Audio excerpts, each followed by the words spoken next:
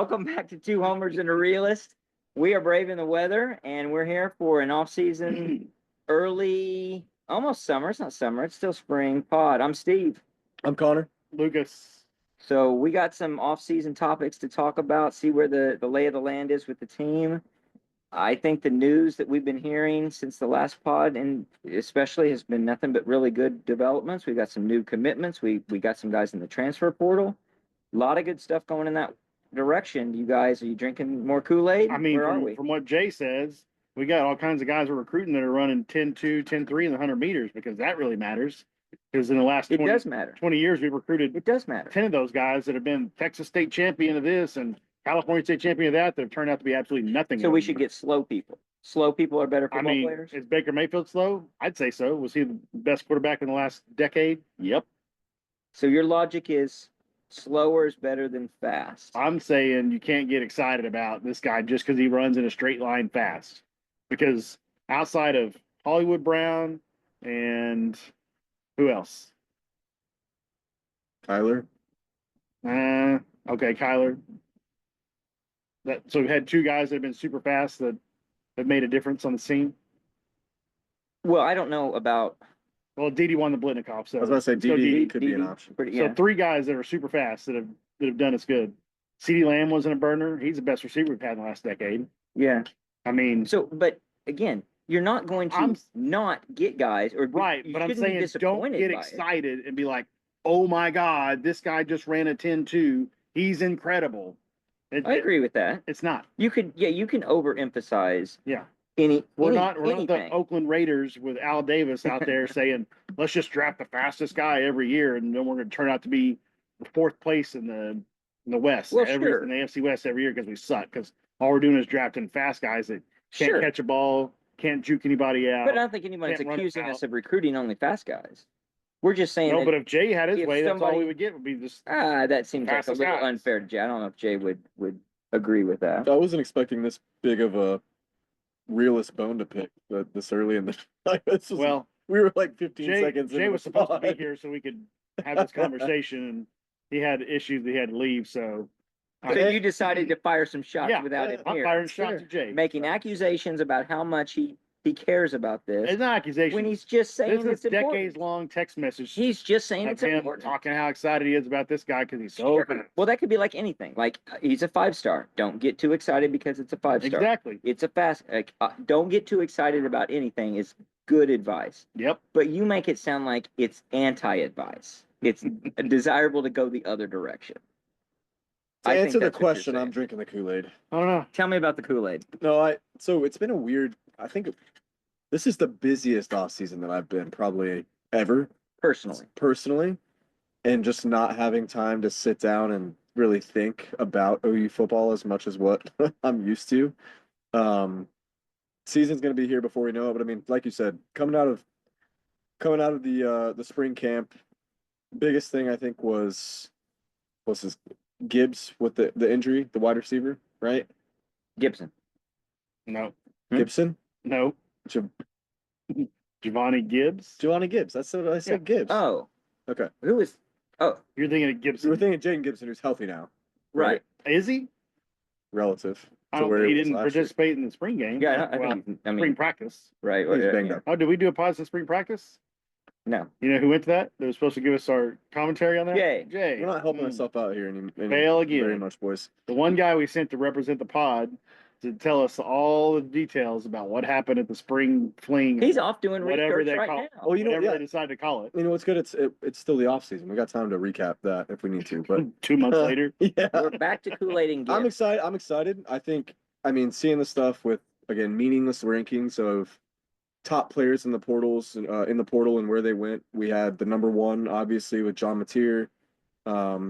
Ott was on there, the running back we got. I don't remember where he was ranked. It was like 17-ish or something. 17. We had a 99. Kendall Daniels. Kendall Daniels. So overall, I mean, I think the biggest thing that I'm kind of the question marks coming in is obviously Arbuckle, who I'm very confident in at this point, at least from what I've seen on video and the propaganda that OU posts. So I'm pretty excited about that. And then more confident than Steph Latrell. I would say I'm more confident than Seth Luttrell, which that's Going into the season? going into the season. Absolutely. Oh yeah, I You didn't think Seth Luttrell looked good running the Arizona game offense? I thought Seth Luttrell was going to be a lot better than what he was, and I'm not saying I would. If you would have asked me this question on this date last season or last offseason, We would I have. We would've- did. It's I probably would on have record. said I'm confident in Seth Luttrell. I'm sure. Yeah. Yeah, and I was confident, but I feel confident. I was not as confident as I am in Arbuckle. And I'm it's not confident based on plus as much. excited with Arbuckle. Right. I think there's a lot more excitement. There's more to go I off got of too. Yeah. Like with Latrell, we were leaning on glimpses we saw in the Arizona game. Hope that he was going to be different than Levy. I mean, we saw like And- 8 years worth of him being the offensive coordinator, and we've seen No, two no, of we saw, Arbuckle. we heard about moments of him 8 years ago being an offensive Mm. coordinator. We didn't see it, and we weren't watching this progress. And Well, I we don't didn't think we watch saw Washington State last season at all. anything. No, I know, but I don't think we. Well, but I've seen a Did lot you hear now. the name John Mateer before he was linked with OU? No, but I've seen a lot now, and I've seen in what I've seen and the pedigree he comes in with, and the attracted, the everyone else being interested in thinking that he's the real deal.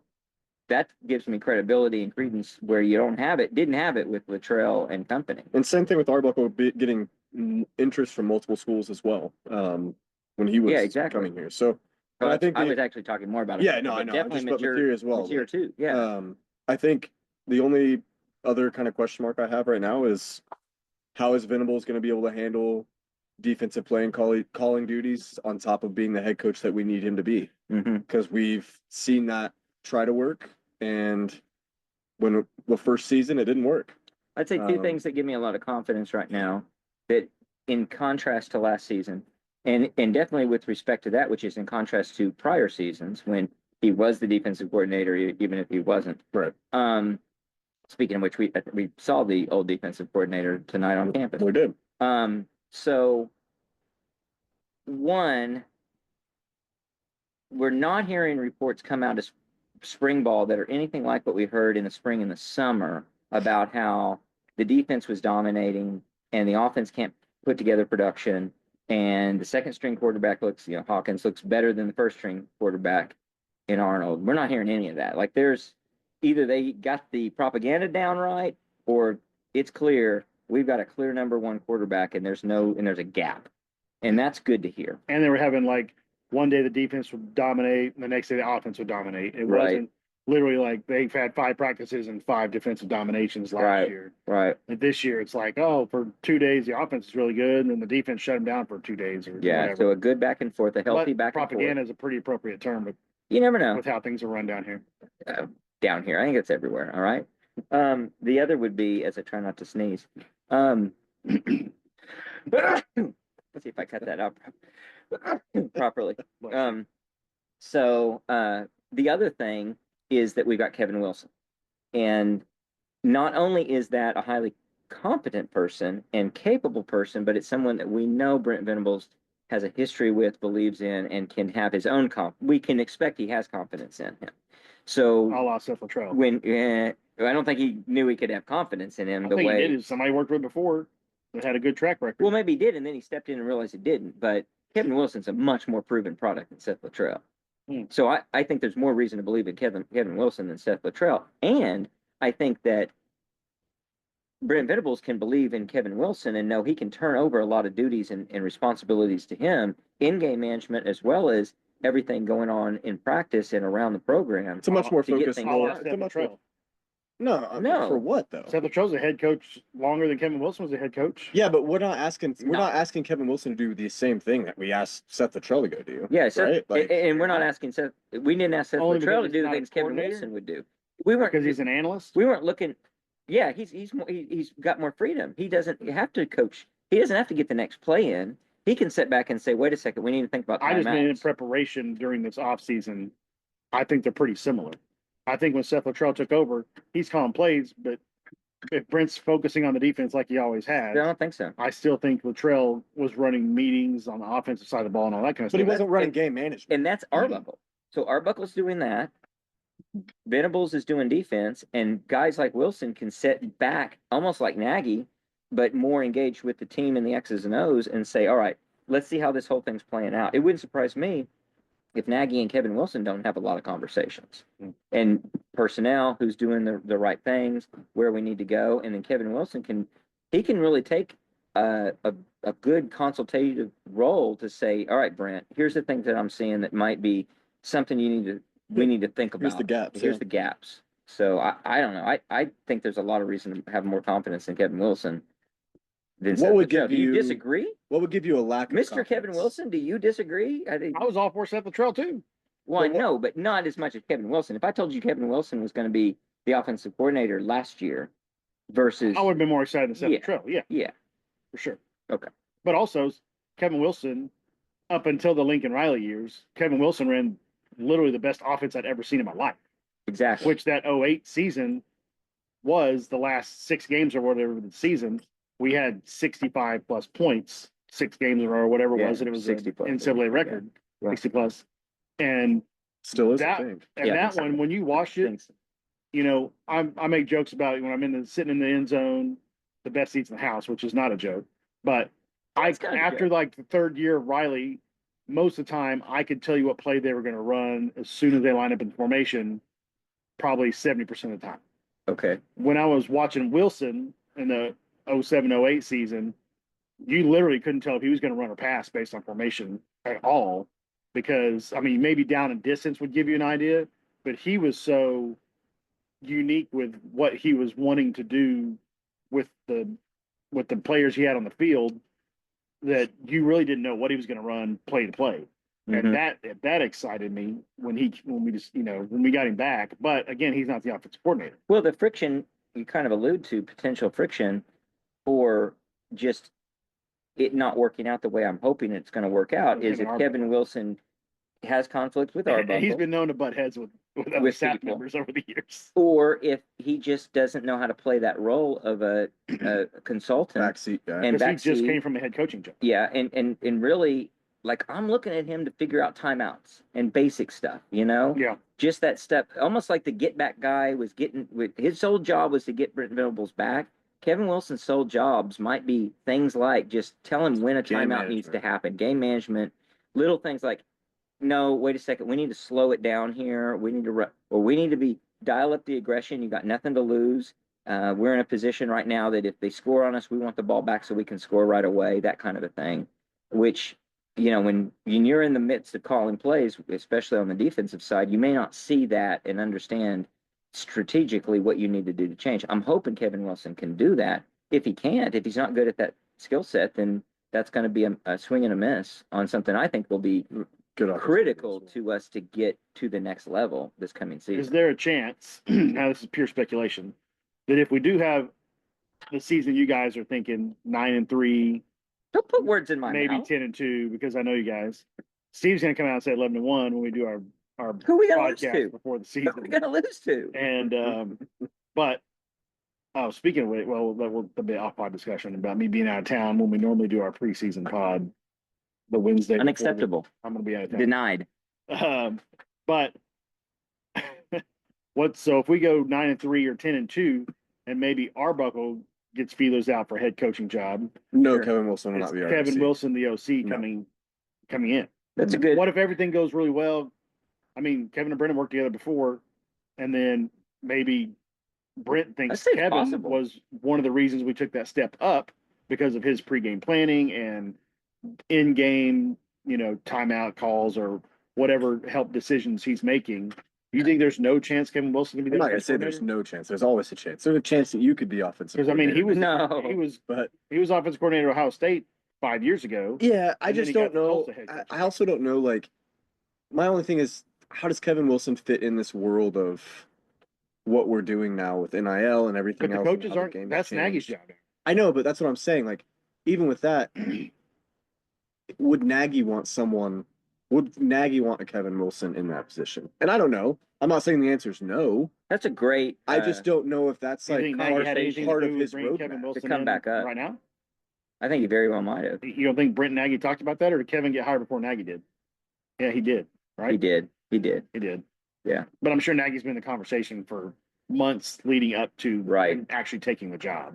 I don't think the Nagy thing. We talked about it when it first happened because I think it happened right before we did a podcast. It's right. He And did. what this role has turned into, I think, is way beyond what I ever saw happening so early and so quickly. I Like agree. it's Yeah. and It's I blown think me away. I think it's been incredible. I At least think from a if high it all level from works. what we've seen. it works or not works. It's already worked. I mean, what he's done is nothing but success. I mean, the things he's put together. I mean, just you can't deny that it's successful unless. And it's not like everyone else in the country is going, yeah, that Ott guy, nobody really wanted him.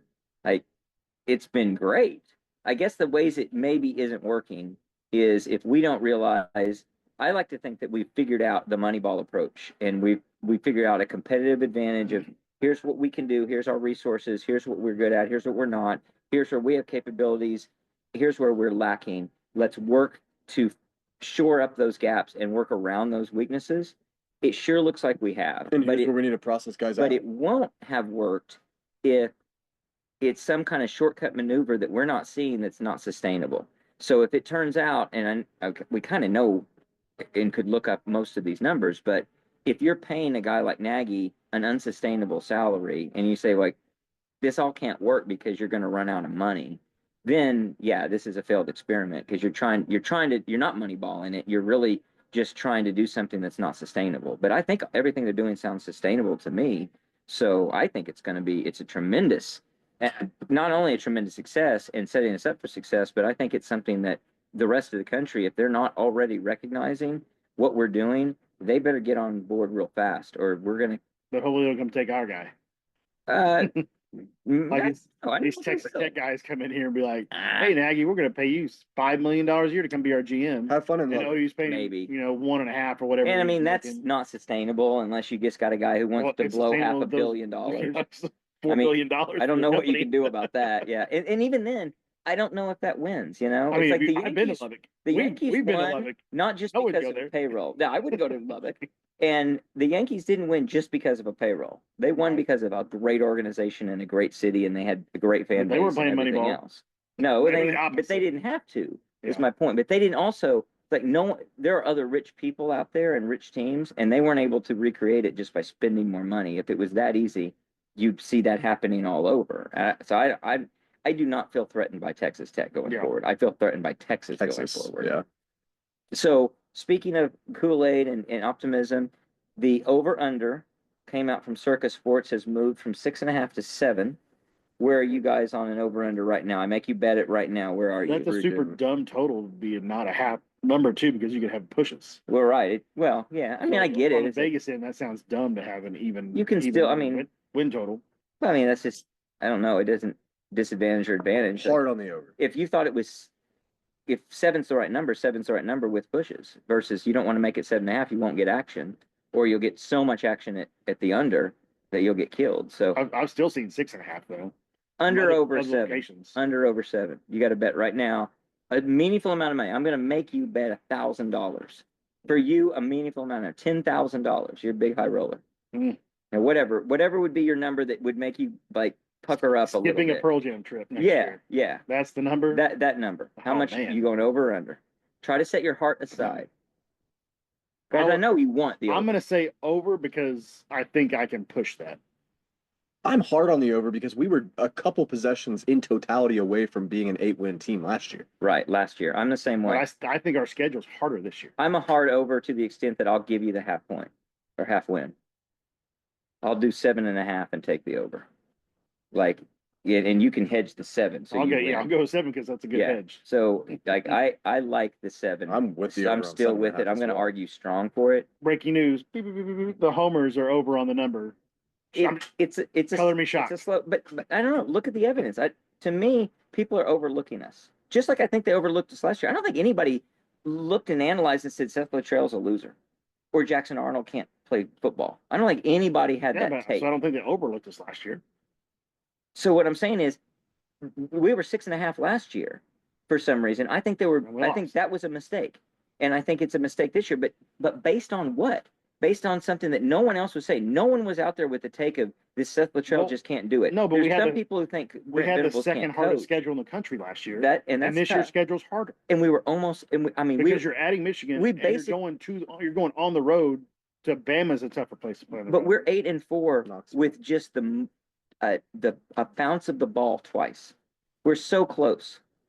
it doesn't take much to make us not just over well And that's the over regular season total. yeah, right? last Yeah. year.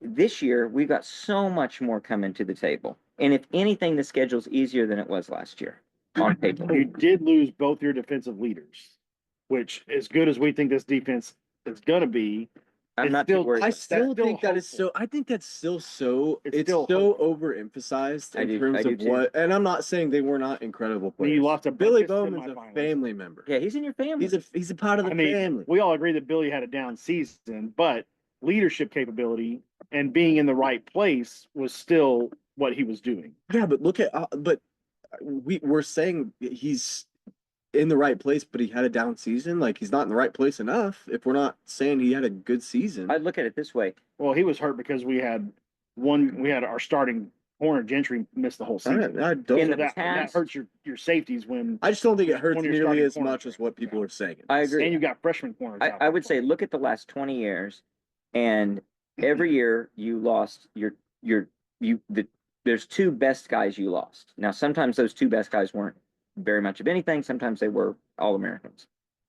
Where would this rank in those seasons of the two best guys lost versus in comparison to what's coming back and the new people coming in and all that? To me, this is in the bottom half. That we've had more than 10 seasons in the last 20 where our top two losses were more costly than these two losses. I would agree with that. So I think we can overcome it. And I mean, I don't know anyone with a hot take that is, we don't know how to play defense at Oklahoma anymore. They're No, I not agree. watching football. So I'm super confident in where they're headed with all of that. And if the offense just musters 30% better than the offense was last year, the defense, which is not hard. well, the defense has a lot less to do. They Mhm. got a lot less time on the field. Mhm. Yeah. There's a lot less risks being taken by the defense because you got to try to get the ball back because the offense just turned it over. Yeah, I guess so. To argue against my idea that this season, that this on paper, this schedule is slightly easier than last year, or that the 7 is a nice and easy over, you'd say that unproven in the kicking game, those teams could be better than I'm expecting. Tennessee could regroup and be even a more complete team. You know, they had holes last year. Alabama had holes, and we beat them, and we on paper shouldn't have beaten them the way we did, but you know, so did Vanderbilt, so did a lot of people. LSU looks good. LSU's LSU's going to be good. LSU's going to be. They're really going to good. be good. They're They're gonna going to be be good. good. We get them at home. Missouri should not be that good. Missouri should not be that good. It's weren't very really good hard to last year. argue that they're going to be good. They were good last year. I could argue that Auburn will be better, and that Auburn was a game that we probably, you know, I look at games we should have won. There's a game we should have lost, and they probably have as good a chance to be better as anybody that we're talking I think they'll be about. better as well. Um, Texas will be the same. Texas will be the same. Texas, I had a dream about, that's funny. I just remembered that I had a dream about the OU Texas game, and Arch he was throwing the ball looking really good, but he was not good. So if it's any prelude, every year I've had a preseason premonition of a game. It's always weird. It is weird as dreams get when it comes to the OU Texas game, but We it's do always have to our been a good benefit. year for us. So We might it. have 7 games with new starting quarterbacks. Michigan's That's true. looking at starting Good a 2 point. freshmen. Tennessee lost Nico. Missouri lost their guy. Which Tennessee losing Nico may be an addition by subtraction. Dart's gone That could be. from Ole Miss. other than Arnold's at Auburn. not necessarily what he could have been. Right. Milrose gone at Alabama. Who's at South Carolina?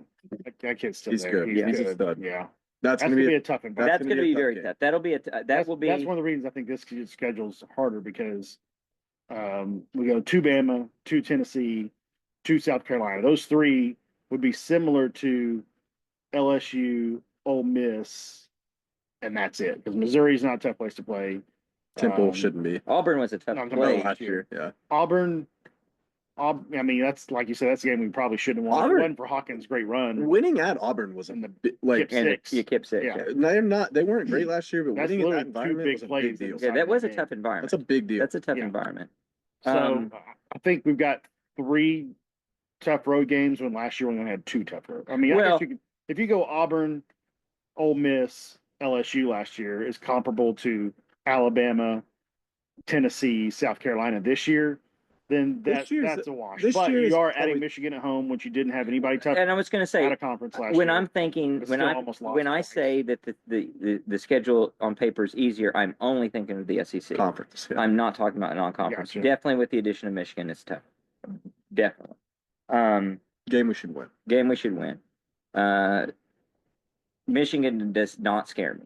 I'm in the same boat, and I keep trying to find reasons to be scared. Yeah, I mean they're a good team, And a big team, but they don't scare me. Yeah, I'm not. Last getting year there. they would have beaten us. They and it got would have better looked as the year bad. went on last year. They did. They weren't very good middle of the road, middle of the season, but they did get better during the year. Yeah. I feel like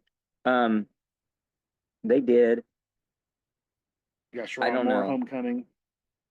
Yeah, he will coach. He's going to coach. He's which is suspended that's awful. for 2 games after the OU game. And here's the deal. I mean, in the heat of the moment, I will take anything that breaks our way. But in general, I want to face their best. Right. Don't give me anything. Don't give me any help. Putting all that aside, so that's me saying I'm not wishing he doesn't coach because I'm afraid or whatever.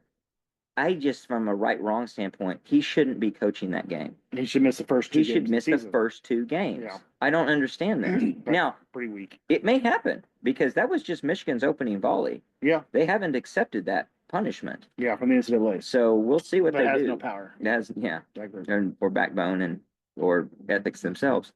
But I don't know. To me, 7 wins. I see a lot of routes to 7 wins. Wills have to really have come off the bus to not get 6 wins. I just am ready to see how we like it, and the Michigan game will be the perfect early indicator. But like, we can see teams and know between yeah. us and other teams. Just like we we're knew gonna last stack. year. We're gonna stack We up knew we had pretty well. problems. Yeah. Like, or we're probably gonna get our ass beat. Like, Yeah. or why? Like, it's not gonna be hard to tell pretty early. We usually where know we're gonna stack up. because I mean I remember this going back 40 years, and my dad saying I'm not going to Texas, and we still would go, of course. But you'd know when the team just didn't look good, and even after a win, you're like, this is not good. And that was and last year for the this first is 3 gonna games. suck. Army, Yeah. Tulane. Yeah, I mean, you can just count over the last 5 or 6 years Houston, I mean you Yeah. just keep going back. how many games you almost lost. yeah, that you have no business. Well, the Yeah. 2005 season, you lose to TCU, you lose to UCLA, and then obviously the Blake years and the Schnellenberger and all the nonsense years. But it actually started good under Schnellenberger. But no, we'll be able to know pretty early what the situation is, and I would say it's a safe bet that the chances that we are ahead of ourselves are greater than that we are underscoring how good we actually are going to be, because the hype machine will start fast. If we come out of the gate strong, material looks good, offense is clicking, defense is doing what the defense has been doing. We beat Michigan. We could be rolling. We're rolling into, so we have a home game against Auburn. Temple's on the road after Michigan. I think. Yeah, and that's a nothing. That's a win. Auburn, Right. Kent State, Texas. Kent State, Texas. So you win Michigan and Auburn. I mean, we're going to be So you're- pushing you're top- 5-0 going into Texas. pushing top 5, and I mean that's a hell of a game, and you're going to be. I don't know. I mean, if you're currently We're going to be unranked, looking really good. so getting in the top 5. We'll be unranked. I could see us being like 12 at that point. I bet we'll come into the season 20th. I don't. I can see us maybe being 24-5, but I'm gonna preseason predict 23. you're not in the top 5 after going 5-0. I don't think, because Mm, you're only gonna have one good win there, really. be 2 good wins. I mean, Auburn at home is an okay win, but it's not huge. In the hype machine that is the SEC, they'll play that up. If Auburn is, It depends on who else loses in front of you, obviously. Right. if Auburn's as good as what people think they're gonna be. But you're top I 10. mean, 5-0, you're top 10. 100%. OU 5-0 beat Michigan. Maybe I'll make you a bet we're top 10. Hmm. Given those conditions. Yeah, probably we're have to top worry 10. about that, but You don't think we'll be 5-0? I mean, we go 5-0. We better get to 7. Yeah, so that's I know, how but do easy you think we're 7 gonna can be, like, Where do you I don't know. really out of those first 5 games? Where do you see a slip? I Michigan mean, you could slip to Michigan. could, but do you think we Jackson will? Arnold might learn how to throw a football without being under pressure, freaking out. Way too early predictions. We Never win know. those games or lose those games. Which game are you worried? And which game are you most worried about? I'm more worried about Auburn than I I am am too. Michigan. I am too. I'm worried Jackson's gonna come in Yep. here and get his shit together and fucking kill us. Sorry, explicit. I think Cut it you're. out. I think y'all are underestimating the big boys Michigan usually has in the trenches. I'm not. I've seen Michigan. I've don't- watched a I lot of don't- Michigan I over don't the know. years. and I'm not that worried we've about proven Michigan. this over the last since 2016 or 15 when Beanbo showed up. That usually we're not playing great offensive line play until Texas. Or I'll later. agree with that. We So, will have to piece something together. Michigan early. rolls their big boys in, and we've got 5 guys out there that haven't played together except for the first game, and that's if you've got them all healthy. And Michigan might kill us up front. I don't know the replacement rate that Michigan's undergone, so I'm just going to hazard a guess that I they've mean, had to it's replace as national many championship guys as 2 we've years had to ago. replace. Like they've lost a lot of guys, like we've lost a lot of guys. And on top of that, outside of Connor Stallions and an emotional game against Ohio State, what else have they done? Yeah. I mean, I don't know. I just don't fear Michigan. I don't respect Michigan. And Mark that down. the big slow guys of Michigan, big boys that can't move very fast. We definitely need to find a Michigan podcast guy to be on with us. That would be I would love awesome. some takes. I would love Because that'll be our best bet. insight If into we have their program. and if we have the season we think we're gonna have, then that'll be our best chance at somebody just thinking they can completely lay into us, kind of like the Tennessee Ryan situation. Sylvia, yeah. Shout out. And Which did end up working. yeah, but not in a They weird dominated. way. They did not dominate us. They did when we turned the ball over 3 times. What do you have the score as? 40 something to 5 like drives. 14? Yeah, or they something didn't like dominate that? us. We dominated ourselves, like handing the ball back. Shit, I was there. that's one of the games we should have won. That's the one that I have as Yeah. should have won games. I mean, Missouri is the biggest shit of won. Yeah, but those are the two that I'm looking at that I'm like, those are games. Ole Miss would win at halftime. I think there's a better chance We were a weaker win team those two against than- Ole Miss than Tennessee. Tennessee. I mean, it was just so messed up. And that's not going to be the case this year with Arbuckle and Mateer. I just think it's a cut above. I think one of the risks that we run, you mentioned it a lot, is that we lose Arbuckle after a great season, and you lose Mateer, and so you got to replace that and come back into Hopefully a Hawkins is rebuilding, developed and hopefully Hawkins is developed. Hopefully you got a good, Kevin Wilson's a great offensive coordinator to step in 2026, and I don't know. So that'll obviously be an ongoing conversation. Is the over under? Is it appropriate? Is it not? Are we getting the respect? The last thing for Lucas, real quick, Yeah. is your skepticism rooted in just the fact you will not let yourself get your hopes up, or are you actually concerned about the team? I'm concerned about the offensive line strictly because they have no experience together. Okay. And when you hear offensive linemen or former offensive linemen to do radio or pods or even like when Todd talked about it on our podcast last year, that the cohesion offensive line of playing year after year together is huge in being good. And when you throw a bunch of different pieces together, because this guy's really good left tackle, this guy's a really good left guard, but they really have to work together with the center to make that side of the ball, flow correctly. And everybody has to, you can't have the left tackle think he's blocking down and the left guard think he's blocking up, Right. and then the guy the end goes around him. You mean whatever. like everything we did last year? Exactly. Just chemistry. So Yeah. right, so not having when you're literally piecing guys from different schools around the country. What are we gonna have? Two transfers starting. I have no idea. 2 or 3? It I sounds have like no 2. idea. We're gonna have at least 2. Well, maybe 3 because you're Maybe gonna have 3. right tackle for sure. You're gonna have centers Center, yeah. sure, and then I don't know who's playing guards. Troy Everett's not Okay. starting at center? It doesn't sound like it. Yeah, it doesn't sound like he. I have It not sounds like had. the kid they brought in. Then again, I don't know. You I don't know get back any. to the propaganda. I don't know what to believe. Who'd they about bring it. in? Is it the Stanford kid? Yeah, Western. Yeah, Yeah. Stanford. Yeah. So you have the Stanford kid. You got the Simmons kid, right tackle. Sounds like Where'd he come from? I don't know if Jay was here. Oh, he that would know. small school. Wasn't he a small school guy? Probably. Like a Western Kentucky or something. something. Maybe. Yeah. So anyway, if you're gonna have 3 transfers that have never outside of spring practice and fall camp play together, Mhm. that's cause for problem at the get go. And your first game is not gonna be a test for those guys. I agree. So agree. you're gonna start your second game with 5 guys that probably only 2 have ever had a snap together previous to the first game of the year, and you're going to expect them to block. I think Michigan has a good defensive line, I think they do. so you're going to have you're having those guys really trying to put things together. We're going to against win the a game tough 4-0. defense. 2 safeties. and I think that causes problems. And I'd rather have we that also test haven't- early on, though. when's the last time we had a healthy offensive line Right. I agree. outside of 2 games at a time? Yeah, Like we got to pray these the 5 guys fall play goes 2 our way. games, one guy gets hurt, then you bring another guy, and then another guy gets hurt. So we've been killed by offensive line injuries forever. Yeah. Outside of Which speaks to you the know, weakness, Jalen lack Hurts of season. depth, etc.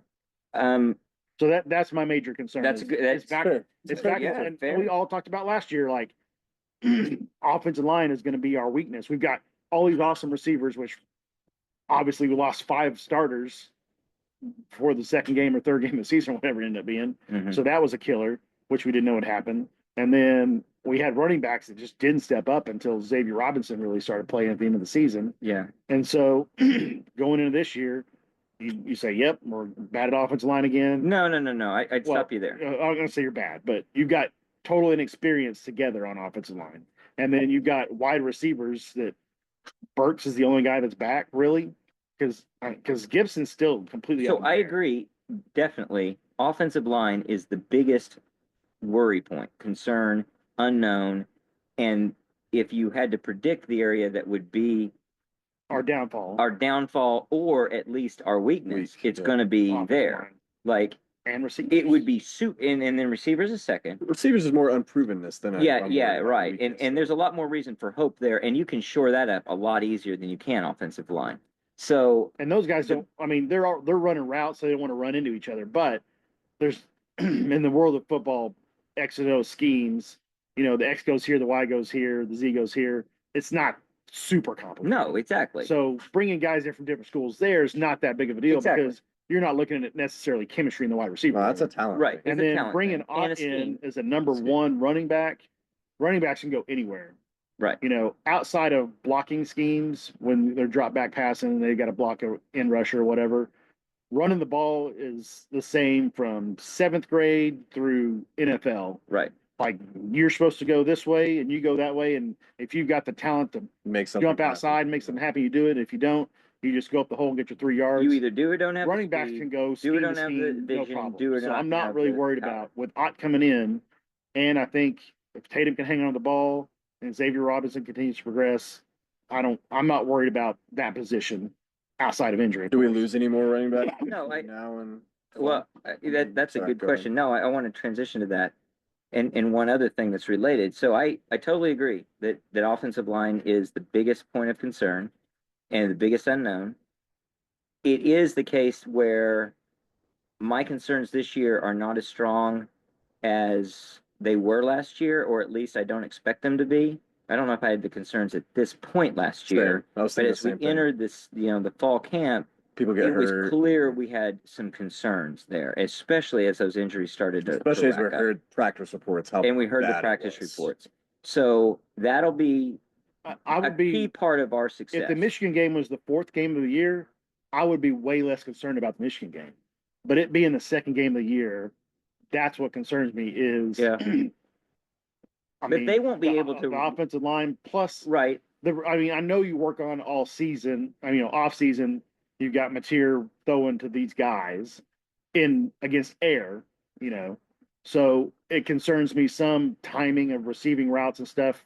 Game 2 of the season. Right. Like I said, if you put Michigan at 4, I think there's a way better chance we get the 5-0 that way. But Sure. Michigan being number 2, Maybe, it worries me except- that could be a loss. Except in game 2, you really don't have enough time to work in your blitzes, your other packages. Everybody's working on stuff, and it's the start of the season for everybody. So they may not be able to dial up the complexity and the wrinkles they need to beat an offense like what we might put out there. So we may be able to get ahead of them because offense can be ahead of defense in that situation, where defense starts to catch up in the midseason and beyond. So that may work in our favor to be earlier in the season. Well, It just matters. Well, there's not between that the much two. scheme. If the defensive line of Michigan is good, Right. and They you're just not worried come about and blitzes. overpower you. Right. And Yes, then that's a problem. then you got Mateer scrambling. yeah, and yeah, that's a then problem. it's like, well, I've only had 20 practices with these guys that scramble. They don't know the backyard scramble drill. They're not used to doing that kind of stuff in practice, let's Right. say. Sure, So yeah. that affects what you're able to do on the fly Yeah, against a good absolutely. front four that's pushing your But non-chemistry offensive line back. from a standpoint of drinking Kool-Aid, I'm pretty confident in Mateer and Arbuckle that they'll be able to do a lot in that situation where we haven't been able to in the past. And if nothing else, it's not just because of those two guys, but the fact that they've worked together before. So they do bring an experience together that matters. And so it's kind of like if you're playing an average offensive coordinator and an average quarterback, but they've got history together, their ability to improvise and get things done is just elevated compared to even a very talented guy who's working in a bad system hasn't had enough time to figure it all out. I think this far out, what I envision for that game is a lot of what we did against Bama this year, where we ran Jackson Arnold a bunch because they weren't ready for it because we hadn't done it, and it really worked. Mm-hmm. And then open stuff up. And so I think if my concerns about the O line against Michigan's defensive line are what I'm thinking, because we don't have the chemistry yet, I think you offset that by running the quarterback more. I agree. And that can open up, because then you won't have all four defensive line trying to push upfield because they may be worried about the quarterback running. And then you in the second half, you're throwing the ball everywhere. And that introduces an interesting comparison, because what you're saying, and I agree, you're going to introduce and win by gimmickry in the second game versus what was Alabama, the 10th game? 11th game. 11th game. So we had to do that deep in the season. Right. Whereas I have no problems with having to do that in the second game, and I think it can be done. I don't think we're gonna need it. So we talk about, and maybe we won't need it. I'm kind of with you, but so offensive line's a problem. I mean, if everything turns out to be where this looks like Baker Mayfield season year 2, which was 2016, which did we lose to Houston and Ohio State that year? That's, I mean, you took it to my exact thought. Like, honestly, as a program and even as a fan base, I think we need this game 2, to level set where we're at. Like, I was thinking through, what was the last big game 1 through 3 that we've played? It was 2017 at Ohio State. I mean, that game set the tone for the season, and that team is completely different, right? 2017 was one of the best college football teams ever. On one side of the ball. Right. And I think you have a lot more of a balance with this team. And given the defense played out of their mind in that game, like it was we weren't leaving Ohio State being like, man, what an offensive performance. That was a team performance. But I think we need it as just to say, where do we stack up early in the season against a blue chip? Or against not a blue chip, but a blue blood. And B, it has the ability to set the tone if you win. If you lose, fine. I don't think it's as long as it's not an end all be all type of thing. It doesn't end your season. But I think if you like in 16. Right, just like in 16. And I think if you win, even more so now in 16, because you lose twice in 16 and you're done, like with the teams, the way it's structured. But if you can win this game 2, whether it's through somewhat of a gimmicky offense or just playing your playbook and doing what you need to do, I'm going to be a lot more confident as a fan to say this could be something, regardless of the score, honestly. No, I think the hype machine will be rightfully going to 11. Yeah. So but we had a hype machine after Gabriel dismantled Nebraska on the road. Yeah, sometimes. But that hype machine. We're not saying it's always right. That hype machine was also based on not only just the result of that game, but also the fact that, all right, we have a new head coach, everything's going to be okay. Like, there was a lot fueling that fire. Yeah. And when it went bad and that fire got put out, yeah, everything came back full circle. I'm like, okay, like I don't think it's going to be the case if we lose to Michigan, or if we beat Michigan and then go lose to Auburn, and we're wrong. Either we're more educated, or maybe we're just willfully seeing things the way we want to see them. But back then, we didn't have a lot to work with on paper, and we were overlooking that. We're not overlooking that today. Like, our depth of talent, coaching and playing, especially at the player level, is so much greater than it was in 2022. Just remarkably different. And Nebraska in that year at that point was nowhere close to where. I don't, and I think Michigan is a better task. I may not be respecting them as much as other people would, but I'm not going to say they were in Nebraska circa early 22. Right. So there's an elephant in the room, I think, with all of this discussion of those potential weaknesses of offensive line. We haven't mentioned tight end, but also running back. And will we lose another running back? So I'm going to pose a question. Is there any chance we see a coaching change between now and the start of the season? And I'm really thinking about one person in particular. I'd say I'd give it a 10% chance. I would say so too at this point. Like I'm actually surprised. Just the way Brent runs his We operation. all were like 99% or something. I thought Joe John would be at the end of gone. the season, yeah. I thought he was going to be gone and find a job, whatever. And then when it didn't happen, I thought, well, after spring is done, that's going to happen, and it didn't happen. So I don't see how it I happens. mean, at and this he's point. done nothing in the tight end room. That's like, what's frustrating. We missed out on the two guys we targeted to bring in. Neither one of them came here. Now, whether that's Joe John's fault or not, you still got to get something from your tight end position to be a competent offense in Telling today's me a game. 6'1" Jaron Kanik isn't going to be the answer to our problems at tight end. I think Kanek's going to be really I good. think he is too, but I don't think he's. But I gonna don't think be he's what gonna- we need at tight end. Tight end, yeah. Right, like he'll be a great fullback. He'll be a great, fullback, D-back, kind of, or H-back, yeah.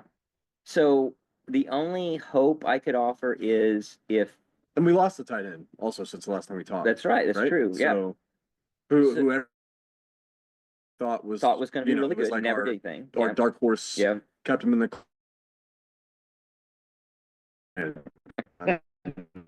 Hey, He's too fast. That's the problem. Jay So Howard. it could be, here's the optimistic Homer take, that one, I don't it's, think you have to say that before you. I think you just talk and everybody knows it. Okay, is that how it works? That's what it is. So you've got, No prefacing. to a degree, maybe they're just constrained of, we've got a budget and here's what it is. And maybe this is like your take on the Porter Moser situation of, look, we're stuck with this guy and I don't know what his pay is going to be. I would assume he's taking a pay cut, Joe John is. But regardless, they could be looking at saying, look, it's more expensive to try and get rid of him than to keep him. And then the optimistic take, so that's the constraint. And then the optimistic take might be, Arbuckle says, I can find a way to help this guy work, and that I'm going to relieve his duties. And I just need him to do this one thing. And he actually can do this one thing. He's been asked to do all these other things that he's clearly failed at. And if I get him to just do this one role, I can actually work with that and we can get success, Brent. You don't need to make a change at this point. And we did get a tight end in. I don't know who he is or where he's from. You made it a point to make sure that he was on some of the propaganda videos that I mentioned earlier. Yeah. But I mean, at the same time, I think that's probably pretty accurate. I think it's, and with Nagy in there, I think if he needed to be gone, he probably would be gone. Yeah, I take faith in that too. And there's something behind the scenes that's working that we're not seeing. That has to be the case. I don't think at this point, with again the Nagy factor in it, I don't think there's any loyalties to be played. I don't think he's going to let Brent get away with that. And I don't think Nagy has any operational business with the coaching though. I bet he does. I guarantee you, there's I a think voice he's there. only scouting I and bet money not. for players. I don't think I you bet bring not. someone in. I don't think Transfers. you bring someone in like that I who bet has so much oversight over the money part of it, Mhm. and the even if it's player ops for the most part.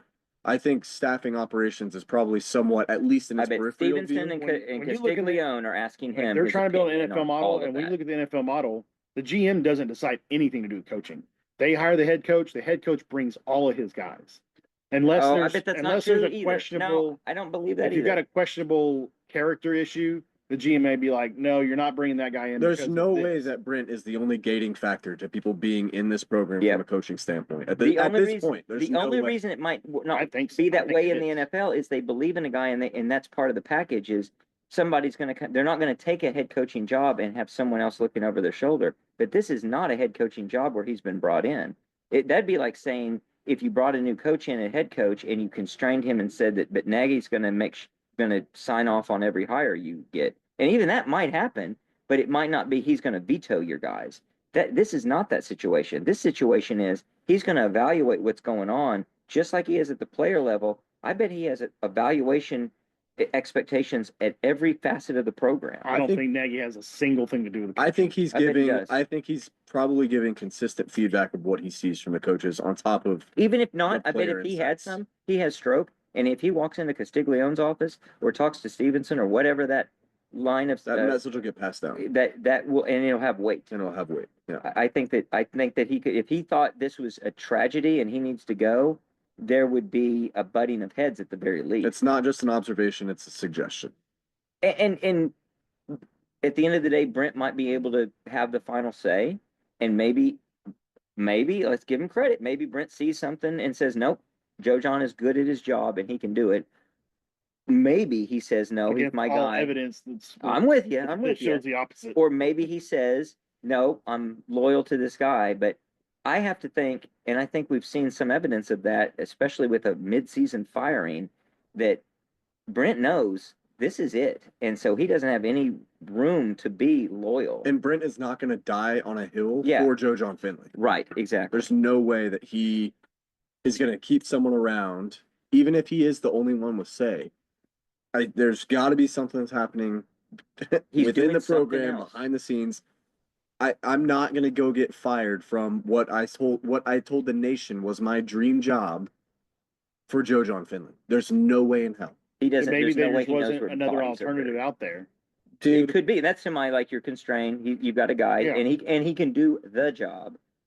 The other thing I'm going to say, here's my hot take: tight ends. tight end doesn't matter. Or okay, tight end is not as important as everyone thinks it is. It is if you rank the list of important positions, It's a nice tight to end have. is a nice thing to have. That's a great way to put it.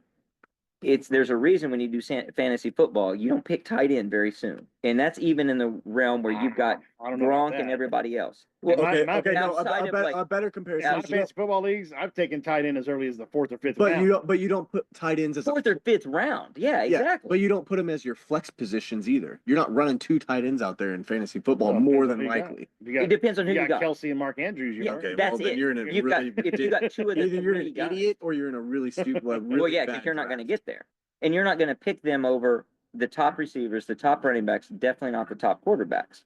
So it's Well, a position, this but is it's a little in the down. weeds, but in PPR leagues, if you go out and get a Kelsey or a Kittle or a Gronk in the day or a Yeah. Mark Andrews, the guys that are getting, Jason Witten in the day, you're talking guys that are, if you put them at the wide receiver position, they're top 5. But they're once you're in a getting them- lifetime guys, though. Yeah, I just named like 5 guys that four- are all in the same life. Okay, but no. okay. That's four out of In a team. 200 players. Yeah, yeah. So and if We're you talking happen to, 4 out of 30. and you wouldn't take and I them could before keep the going. 5th round, But no look one at- drafts them first. and look at how many colleges where you're seeing highlights of tight ends making plays, how it's 2 or 3 out of the entire list of major programs.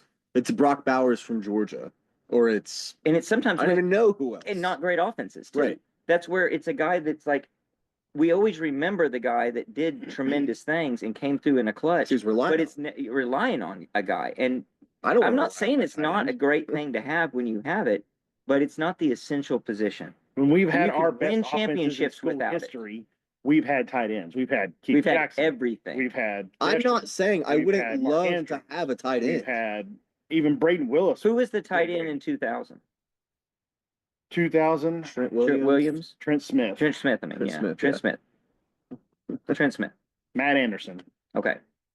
These are not all-American, Trent Smith amazing. was an All-American by 2002 or whenever he left. Yeah. These are not. I watched him catch 4 touchdowns. These are in not the Kansas in greatest players in 2001. the history of OU football. Who was the tight end when we made it to the national championship against USC 2004. Or in 2003. or in 03? 03 would have been Trent Smith still. Okay, so 04. Is that his senior year? It had to have been. Would have had to have been. No, because he was a freshman in 2000. So I Was think he he? was there 2000, 2001, 2, Okay, 3. so, yeah. So 2004. Off the top of my head, I can't think about it. Can't figure it out. I mean, I think that's the point. It's, Yeah, but you had it's the a best nice running- position to have. You had a top 3 running back in the school history. So you really weren't, Right. you didn't need the tight end. Exactly. That's the important positions. The important positions are running back, receiver, quarterback, Tight end's nice. Tight end's not essential. And between Gresham and Depending Andrews, on your offense, tight ends are essential. between Gresham and Andrews, we didn't have anybody. Well, then a good offensive Do you coordinator think works the greatest around not offense that having. we've seen in 08, you don't think If Gresham was you could essential? add a player, if you go back to Because the he wasn't here in history of those 09 and we guys. see what happened that year. All right, through the history of those guys, and you're rattling off, let's pick an all-star team, and you're going to pick an all-star OU team, and I'm going to pick an OU all-star team. Neither of us are going to pick tight end before, I don't know, until you get to the tight end position. We're going to fill receiver and running back and quarterback up before we begin to think about tight end, even with the great tight ends that we've had. That it's a fourth or fifth best position. That's important, and that's of the skill positions, not to mention the offensive line. And of course, everything that goes on in defense, which you don't pick but a defense generally in fantasy football. So my point is, it's important, but it's not. Everyone wants to say, and I hear the people behind me, and they say, "Well, throw to the tight end. Why aren't we throwing the tight end?" It's like that's last not year a he couldn't catch the magical ball. thing. Yeah, exactly. I'm It's- also not going to say I don't wish we have Bauer Sharp. I think Bauer Sharp is going to go off at LSU, He might. That's the thing. and it was a systemic problem here. It might have been. Wasn't. He I might don't- have been a victim of the system. And then I think Except because for all the dropped passes. okay, fair enough. Fair. But I don't. I think he. Yeah, he might not be a game player. Yeah. I think he's going to be legit. And he was a sieve blocking the first 5 or 6 games a year before he finally figured When something Sooners out. fantasy ramps up, I'm thinking I might be taking Bauer Sharp at the tight end position pretty often. Well, that might be if you're SEC only. Yeah, Like it depends on what talk you about that got. later. But my only point is it's an overrated position. And I'm not saying it's not important. I'm not saying you I don't don't think in field one. today's. I think you're thinking 70s, 80s, 90s. Tight ends were useless. Go find me. You're talking No way. 2010 to current. Yeah. in the big. The NFL wins championships, and you can name the tight ends on those teams. You can In the- name all and it's the kinds of same- players. it's I can usually the name same all guy. kinds Because of the players. Kansas City Chiefs have won the last 12 championships, and it's one guy. And I can name all their other So players Gronk too. wasn't a guy. Okay, I'm not saying that. You're a That's not- Patriots fan. but that's But not that's not my what we're point. saying. Like, Kittle took San Francisco to the Super Bowl. tight end is a lot more important in a conference like the Big Ten, and it's becoming even less important. Or at a place like Notre Dame, where you're playing that type of football, this ground and pound, and then check over to the tight end. I think it's. I would love to have a Mark Andrews. Well, since the on play this says team. position doesn't matter, then let's just keep Joe John forever. I'm not saying the position doesn't matter. I'm saying it's Yes. not as I think important. so. Nope, I said it's not as important as everybody and else we says shouldn't it be is. letting it. It should not be a driving factor if we're losing or winning. If we're winning and we're using a tight end, that's awesome. But that's a luxury at that point in my mind. It's not something that we should be crutching on to say, It's not essential. I hope we have a tight end that will bail us out because I don't have receivers who can go run routes like we had Well, last year. if you look at the or Lincoln Riley offense, running backs who can't get yards. the fullback is an essential position. That's what I'm saying. I'd much rather, and Jaren Kanik should hopefully be a little bit of a relief in that. I would in look at that it this spot. way. Those two positions are complements and substitutes for each Well, other. that's why they have an H-back, because they play Right. both. And so it's a utility position where you figure out where do you happen to have talent and you use it. And maybe with Lincoln Riley, it's more like he schemed in a way that it was actually more important for the fullback than the tight end. Immensely more important. And others would be the other way. But a great offensive coordinator, either way, they're going to be slow to pick a tight end. They want a great one, sure. You want a great player at every position, but you're going to design your offense around everything you can do, Yeah, you're and not then you're going to designing around the tight decide. end. All right, I got a tight end. All right, I got a talent I can use. Oh, I got a great fullback. I got a talent I can use. Where can we leverage? Where can we leverage it? Not we're going to design the entire offense around a tight end. And like there are plays, like if you go back to Lincoln Riley, there were plays we ran for Dimitri Flowers, right? Like you are Oh, yeah. designing a portion of what you do holistically in your playbook. Against Ohio State. Yeah, I mean the little fake block scheme that Dimitri Flowers would run and then pop out over the middle for he did that a lot Yeah. and would score a lot or get big yards a lot, but I think if you don't have Dimitri Flowers, yeah, you're at somewhat of a loss. I don't think it can't be supplemented somewhere else though. I don't know. I want a good tight end. I don't think we need Joe John Finley. If it were up to me, at least from what I've seen up to this point, between now and the season, if he got fired, I'd be like, this was a long time coming, and I think we're probably better off for it. But if But it'd be they a found, shock at this point. it'd be a shock if they find if there's some value add there that he's providing with player X that is in there in the tight end room. I don't even know who is in the tight end room at this point. To be completely honest with you, I have no idea. Agreed. Yeah, same. Fine. And that's I a mean, problem. I will agree that's a problem. It is.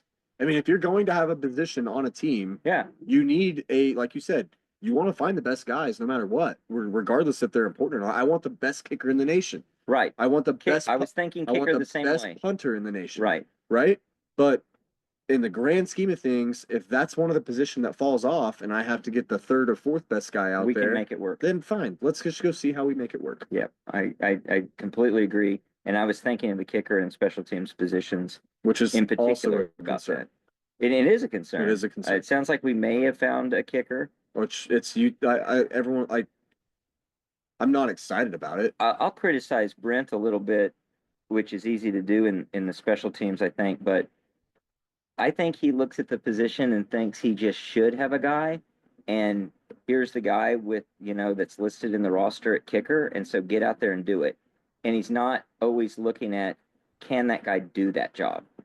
And he's putting us in a position to, it's great when you got a guy that you can depend on to kick a 45-yard field goal and it's going through. But it doesn't mean you kick a 45-yard field goal regardless of who is in the kicking position. Yeah. And it should dictate your play. It should dictate your style and your strategy. And you need to be willing to think things through in terms of maybe we should go for it more on fourth down if we don't have the right guy. Maybe we should run something different on third to put us in a position to go for it on fourth.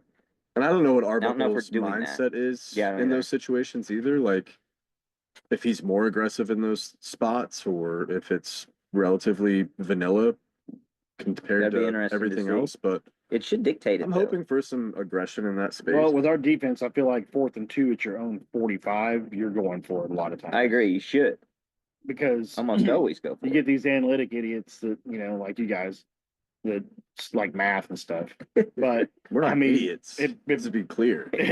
with the defense that I think everyone you knew that. expect to hold, if you turn the ball over on Right. downs at your own 45 because you didn't pick up a 4th and 2, you expect your defense to be able to get them off the field without any points. Well, and also like if you're not going for it on 4th and 2 at your own 45, don't be going for it on 4th and 2 in the opponent's 45. That's almost a net wash. And field position wise, Right.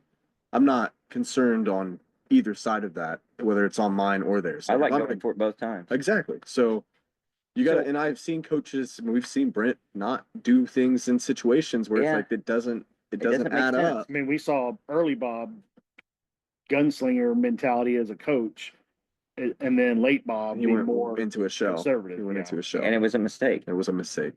So Kick six. Until he brought in a guy that was kind of fearless yeah, with Lincoln, and He- got a shakeup about Yeah, and it. essentially Bob turned the whole thing over to him. And I'm sure there was a couple times Bob was like, "No, we're going to punt it here." But then Maybe twice. I would say to the same guy. I would say the majority of the time, Lincoln's like, "Nope, we're going Still for it fresh, because baby." I got all the plays. Yeah. we got this. And is if it's this is an working- easy pickup. And that's the thing too. If it's also in the context of how well your offense is right, how the working, game's right? going. Yeah. And how good So, your defense is. If you're Like you and said. how good your defense. So if your offense is like last year, 4th and 2 at my 45, hell no, dude. Right. Pin them back. Oh hell. Like, Yeah. get- 4th and 2 get at out of here. 30. But if our offense is clicking and the plays are working and Arbuckle's got it where we need him to have it, like I want that mentality where it's take the playbook, take the offense, do your thing. Yeah. If I have a problem, I'll let you know, but like it's yours. What I don't want to see him do is what sometimes Brent did, and you see a lot of other coaches at the lower levels do, college and probably into high school. It's as if they just watched NFL football and they say, well, what do they do in the NFL? Well, they roll out and they kick. It's like, oh, okay. So let's kick the field goal here. It's like, well, wait a second, because that's an NFL field goal kicker who's missed only 2 of the last Yeah. 57 kicks Yeah. from this Yeah, distance. and from 45 to It 50. doesn't work yeah, that never way. did. This is with a what career you've got. long for him, for my Yeah, guy. yeah. So I don't know. It's like, if anything, the math has always been clear. They should go for it more in the pros. Well, they damn sure should go for it more often in college, especially if you've got the edge or a good defense. Not even if you've got the edge, but if you've got a competent defense who can hold, and definitely a competent offense who can threaten. I mean, when think how many times we've seen teams line up to go for it on fourth down and then call timeout and reverse And themselves, reverse and we're thankful, even if we think it's probably a sure 3 points, or vice versa. They go out and go for it. And you're like, God, I wish they'd kick this. Because you feel it, and so I don't know. Hopefully that'll be something to look for is as the season progresses, are we rightfully aggressive going forward on fourth down, positioning ourselves for fourth and short versus a fourth and long, because we looked at a 3rd and 10 as a Hail Mary situation and then decided we're going to punt, versus do something that has a chance of going for 10 and a chance of going for 8, where you're going to go for it on 4th and 2. I've got a new topic. I don't know what's on your agenda Do or it. not. No, that's pretty much it. SEC meetings are coming up. They're going to discuss the 9-game SEC schedule. Good topic. What do you want to think about that? Pro. So pro 9-team rotation through the SEC. They're not going to be discussing alignment yet, right? As far as like pod system. Yeah, or will that be part of the conversation? It's got to be part of the conversation. If Doesn't you it? go 9. Yeah. Of how you do it. So Because they shouldn't. They have to not go back to what they were doing before these two teams just joined. When they go and Bama and Georgia played like every 8 years or something stupid. right. I mean, you can't go back to setting up these schedules with the most random, Right. other than the rival games. Florida, Georgia always played, Bama, Auburn always played, Right. Mississippi State. But then, like we were talking about this time last year, we're getting screwed on having to play the same schedule again instead of flipping with Texas, which we should have done, Which they said they were. what they said they were going to do, and which is the appropriate choice anyway. But to think that we would have Florida every 6 years, you play them It's home, awful. and then 6 years later you play them away Yeah. in a 9-game schedule. They can't do that. They have to do some type of pod, or I think. I mean, they're not going to do a East and West or whatever, but I think you have to do. Yeah. You're going to play your rival every year, so it's OU Texas every Yeah. year. But then Texas also has A&M as a rival. So if they're not included in the pod, are they going to play every year? Because then that throws off Right. the whole other thing. games. Well, you got to make it work. Yeah. I mean, it's one more complication that you got to work around. Yeah. So I would agree. I think 9 is better. I think that, and I'm thinking of it from the standpoint of not just what would be preferable as a fan, but also what is strategically good for the SEC. Yeah, in it's fairness. So it's a step in the right Fairness. direction. It's a step in the right direction. not towards only a just super- fairness, but also just from a selfish, let's make the SEC look as good as it can. Yeah, prop itself up. I think that it makes it a more intriguing picture. I mean, you have the chance to make it look from the TV audience standpoint and everything else, like this is the place to be and the place to watch. It's professional. So Yeah. why am I watching a Big 12 game when I've got a matchup in the SEC that's so intriguing? Even though Another it may yeah. make a lot of teams, and I understand the strategy problem of they're thinking of that in the college football playoff. And they're thinking, well, we want to have as many teams in the college football playoff as we can, but at the same time, we want to have the strongest conference and the strongest product Yep. the entire season through. We've got to The show top to strongest- bottom. The strongest product is and the most intriguing product is a lot of mix and match, so that we're not seeing matchups for the first time in 8 years. Yeah. We're seeing matchups that maybe took a couple seasons off, but here we are again, and these teams. And I never liked the Big 12 North and South of 2 teams these 2 years, or not 2 teams, but you play Yeah, it was three. Nebraska home, Nebraska away, and and then nothing. you don't see them for the next 2 years. Right. I'd much rather do every 4 years. You've seen every team everybody, come through one or the other at way. home and away, Yeah, and it's not hard to do. Literally, you can do it. there's at least 2 different pod methods that you could set it up that way. Right. And have all the rivalries continue. Yep. And I think all that's strong. And I think it's strong to keep and drop the Mercer, drop the game against Citadel. the nonsense Yeah. games, drop those, because while they are good from the standpoint of you get a break, it's bad from the standpoint of you're not in the conversation It's not a that quality week. win. It's not a quality win. It's not interesting. No one knows about it, and everyone knows what happened. I mean, think about the time that we. It's literally It's not- just- the it's a rest it's game. not- It's a Right. rest game. The only thing that we always would see is, oh my God, Citadel's beating Alabama. That's Right. the only time you ever tuned in. And of course, they won that game 55-12. after being down 12-0. It's a better overall product if you have those big matchups, and then it is more compelling if it is more matchups within the conference versus somebody who could criticize from the outside. Well, yeah, you were a 10-2 school, but you only played 2 quality SEC opponents, and your non-conference was a joke. The only worry I have. Texas last year. Yeah, exactly. The only worry I have is if it means you, for some reason, aren't scheduling a Michigan or someone else you lose your as a non-con. good non-con. Now, if you exert your will and between the SEC and the Big Ten, do what probably should be done, which is to say, hey, we need more guaranteed positions, or we need more at-large bids in a 12 or 16 team playoff. That gives you more teams, and you know they're getting in. And if you've got a team who played a very difficult 9-team opponent in the SEC, plus played an Ohio State or a USC or whomever, then you're really looking at a really strong product or a strong team contender for that playoff in an at-large situation. So it can work. And it's something I hated always because of just how it's always shaken out. But at that point, you start fighting for the quality loss conversation, right? A quality game was played. My FPI is, or my RPI, raw power index, or Well, something. yeah, yes, but it's not.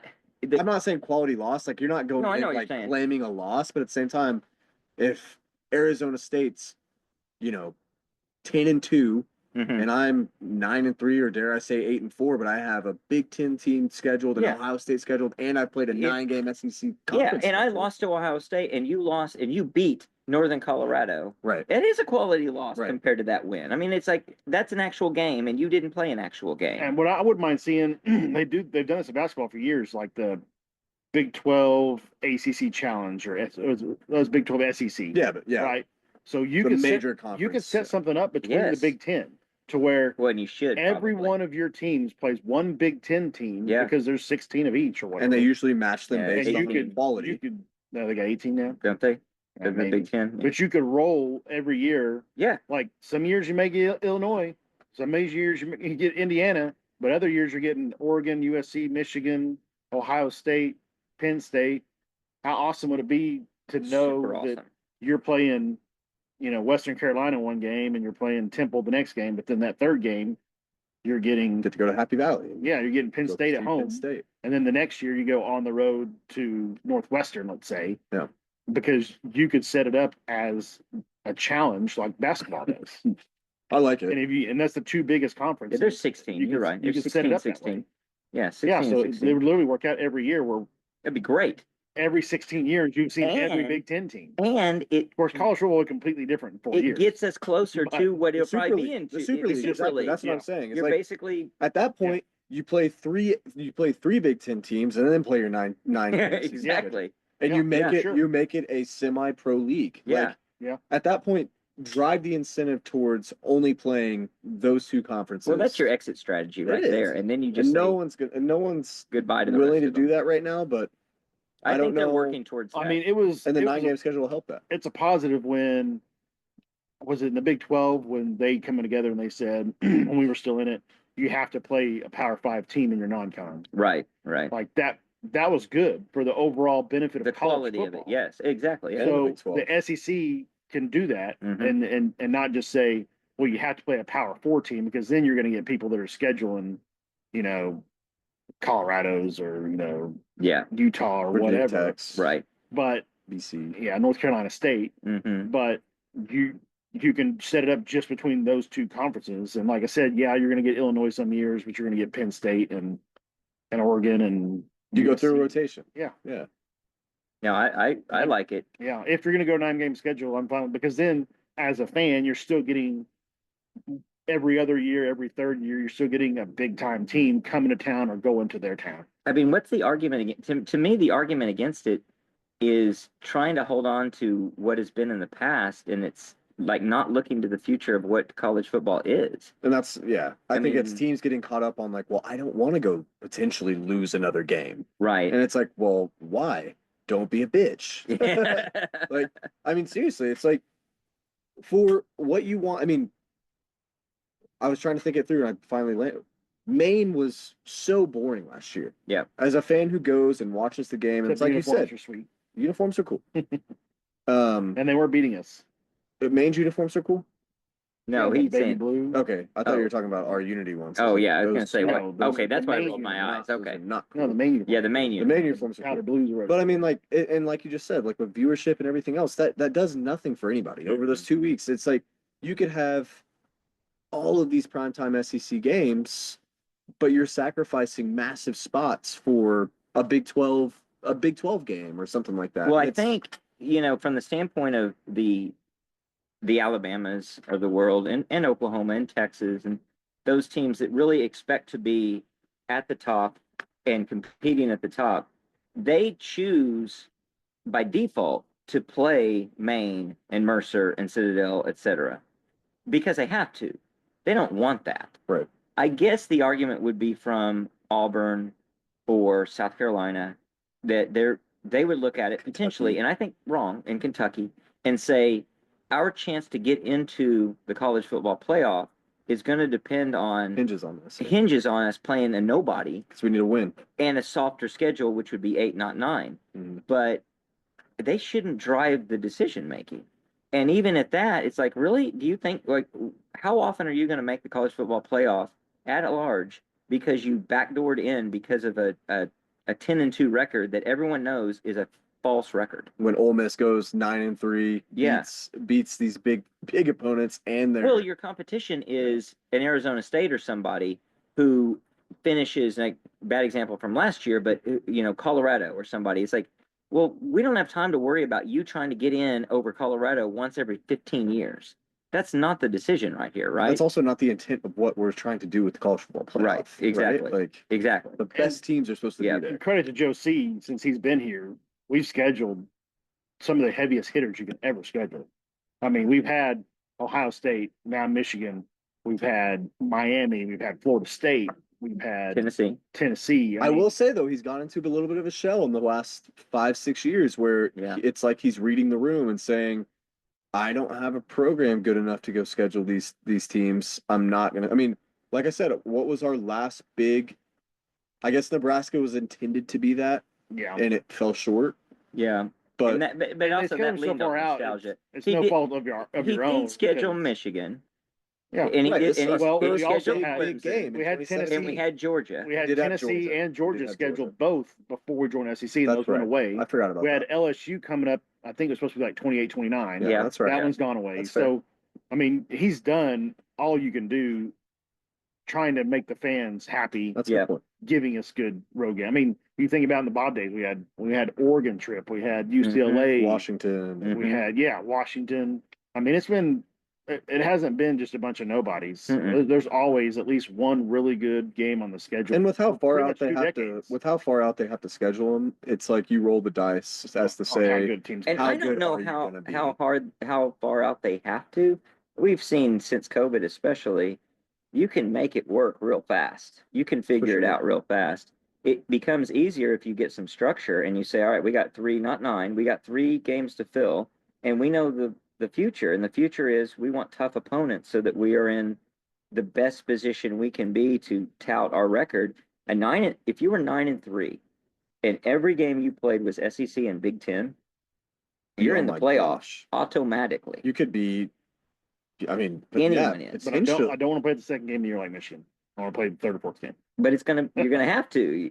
Well, no, if because you have can all play of an them. SEC schedule. You can play- he's no, saying if 9 we and play 3 if we every play game. if the 3 games Oh, yeah. non games Yeah, are yeah, Big yeah, Ten. but Yeah, if you're playing, I mean, you can And- still but get if you- Illinois, Indiana. But if you and- have that structure, you spread those games throughout the Rutgers. season. Yeah, Like that's you true. don't, you can start, you can do some Start light Vanderbilt. hitters. yeah, because those Vanderbilt, Indiana, the the conference, Indiana we know in the is conferences gonna can be- work yeah. together, and they could have the 9th game of the season for both leagues. Oh, you could have are the switch. you could have the challenge. OU Ohio State in week 11 on a marquee game to say this Right could before they have to decides a play bye Michigan. or something Yeah. like You could. that. Like it'd be As incredible. long as both leagues agree, you could That'd game. be I would say awesome. game 8 would probably be the sweet spot Oh, where every game 8 you're playing yeah.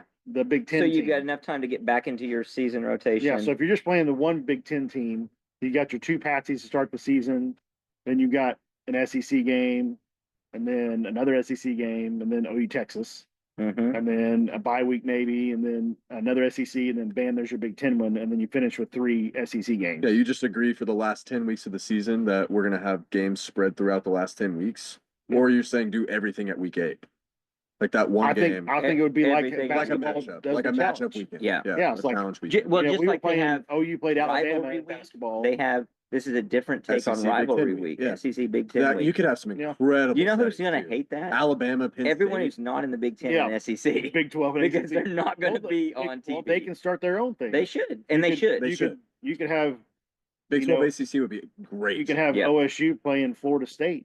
or Well, that's whatever, their and chance be to cool. gain relevance, right? Yeah. And so they're trying to get relevance. You better get that, and then it's all these other teams that are on the outside looking in.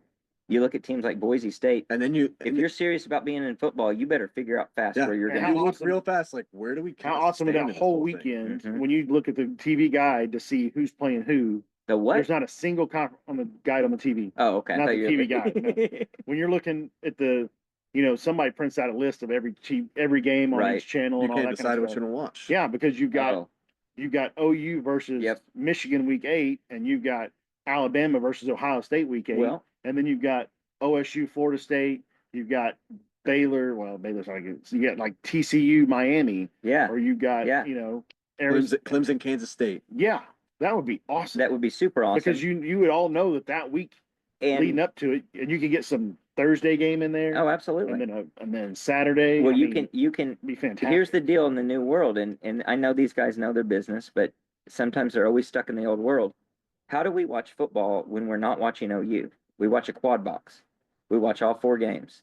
Everybody's got a gigantic TV nowadays, and and if they get to the point where we really can quad everything, you can get all 4 games of notoriety up I there. saw YouTube TVs doing that this year. Yeah, You get to pick any. all 4 of your boxes instead of having to go to a Select predetermined thing. one. Yep. so which is awesome, and so anybody that's going to say, whoa, that's going to mean we're going to have somebody that's no viewership. Well, I got news for you. They didn't have viewership before, but now they're going to have a chance at some fraction of the viewership where we're going to tune over, and the one on sound is going to be the one that's a close game all of a sudden, because we might turn off or not have sound on the SEC Big Ten games, and all of a sudden that Arizona State Clemson matchup looks compelling, and we're going to watch that because both of those we know are contenders. We're going to listen Kansas to that. and North Carolina. I mean, you think basketball, but nope. Yeah. That's that week 8, Kansas versus North Carolina Big 12 There you go. ACC matchup. Yeah, Yeah, there's that's pretty cool. there's a lot of storylines you could put around it to make it appealing, and it writes itself, right? It's not like you have to go build that from nothing. Right. Like it's already there, Yep. and it really, for as much craziness that's out there, you can add this level of intensity to college football where it's like, look, we get NILs crazy, all this stuff, but look at what we're doing. Like, Yeah. look at how we're trying to structure the Oh, the game, product the gets. I mean, sport. it becomes like the NFL's exponentially better. red zone, and all those other. That's how everybody's watching it. And so now you're watching it like that. The viewership will be there, the money will be there, the interest. You couldn't have done this 20 years Fox ago. and ESPN will be rolling in it. They'll be in great shape. and that's another thing is you've got, Fox owns the Big Ten, ESPN owns SEC, but then NBC has the Big week Ten. 8 they've determined that it is Split NBC and then- the Big Ten. and then Yeah, split it up. you're splitting. Whoever's you get home or these whatever 8 you do. games and you get these 8 games. Yeah. And Big Ten, whoever's you just do home field. Mm-hmm. If it's a home field game for the SEC, then ESPN's got it, and if it's a home field, then NBC's got the Big Ten, Mm-hmm. and then everybody's happy. NBC still shares with Fox for some Big Ten. It's Yeah. weird. It's a weird split, but regardless, Fox and NBC would They be can able to figure have, it out. but they'd be able to figure it out. Fox actually is in a great spot because Fox would say, "I'm getting Big Ten games. I'm probably getting the biggest Big Ten games," and then they're getting the prime Big 12 games as well. It's So- Fox and Big 12. Yeah, but then then NBC's still getting Alabama at Michigan, Right. or Right. something like Yeah, that. there's a balance Yeah. for sure. And So then NBC's not pissed because the only thing that's left out of this potentially, but and the even other with one's got Ohio State with Right. Ole Miss coming to Notre town. Dame. But Where's even Notre with Dame? NBC, and the fact that who cares? I'm sorry, no one cares. No one ever cared about Utah State against nobody, right? That's not, and never has been, never will be a factor. There But is then when one they were beating us on factor. the field. You're right. There is, and Bob says this is This is effing Utah State. But when you have one team in one situation that is at odds with this, but not as much in a quad box situation, but that's Notre Dame. Notre Dame. No, something has to be figured out about Notre Dame, and they got to figure it out, or they could get left behind in this deal. Same thing I've been saying for 20 years. And it still hasn't happened yet. It hasn't, but at the same time, they kind of have gotten left behind. The only thing they've done is won against in a weaker schedule and gotten embarrassed every time they got into the college football playoff. You can only get embarrassed so many times before everyone else recognizes that for what it is. And you will get left behind. I think the writing will be on the wall, and they better make a decision about where they want to be. Even if there may be a way they carve out staying as an independent and making this work, but it's going to be tough. Well, here's they're what going to have to say, all right, don't keep us in mind. Don't forget about us. Work us into this rotation you're talking Well, here's about. what needs to happen is the ACC needs to quit cutting Notre Dame all the slack that they do by giving them games and force the hand, right? Like, Yeah, I don't think they'll do that. I think they'll go the other way. I think they'll force the hand by saying, no, I know, but like, oh, join or die. join or die. Yeah. Like, Yeah. I mean, they joined in basketball, right? Yeah. Everything except Everything except football. are So- they ACC in basketball or are they? Yeah, I believe Yep. so. I think Yeah, they're they ACC are. and I everything. thought they were They Big East. And that would be a huge get for the ACC, who's struggling and whose teams are trying to pull away. It's a win-win. Notre Dame has not yet seen the fact that it's a win-win because they have somehow been able to continue to cash major checks in this world where they barely get in. Well, last year does not help the case for us. Well, it doesn't, but it's a fluke, right? No, for sure. And I'm not saying And it's they like need to it's Hey, not, understand I that mean, it's this a might be fluke. the beginning of something good for Notre Dame. But it's got to be not that good, sustainable, right? but It's not sustainable. It's got to stay at that level. And We saw it with the Manti Te'o years. Like it was good for a year and 2 years, I mean, we saw maybe, Charlie Weiss go there, and and then it was like, well, this even is then, dialed last year they were on the brink of not making it. And also, Marcus Freeman is After not going to be there very after much the longer. second game of the season, right? Right. They were, they had to work their way back in and have some other things fall just in the right way. In a world where the SEC wasn't as non-top heavy as they were and had as many teams beating each other up, SEC's getting another team in, and Notre Dame's in trouble in that situation. Why do you think Marcus Freeman won't be there much longer? I mean, there's maybe 5 jobs in the country that are better than that job. I could see Marcus For Freeman. now. I could see Marcus Freeman taking either one of two things. Ohio State's Ohio State, if alma Ryan Day mater. moves on, Right. which Ryan Day would be awful in the NFL. Think he'd take Michigan? Yeah, I do. I think he'd take Michigan. Is Michigan a better job than Notre Or Dame? In the future, it might be. I think in the long Depending on term, how yeah. everything shakes out Right. with the conferences. But But also- Notre Dame's a great job, and he's in a great spot. I mean, let's not. I think Marcus Freeman's going to go be an NFL coach before That's entirely possible. he goes to another college. And then you've got to replace him. I think you're going to see more college coaches in the NIL era of they're paying players just like NFL guys. You're going to have GMs be in college, essentially be NFL GM type guys. That some of these college coaches that would have never had any plan to go to the NFL see what it's like on the college campus becoming NFL like and be like, well, why don't I just go to the NFL because it's Yeah, but nicer. wait. Yeah. Are you saying as a head coach or just a coach? as a head coach.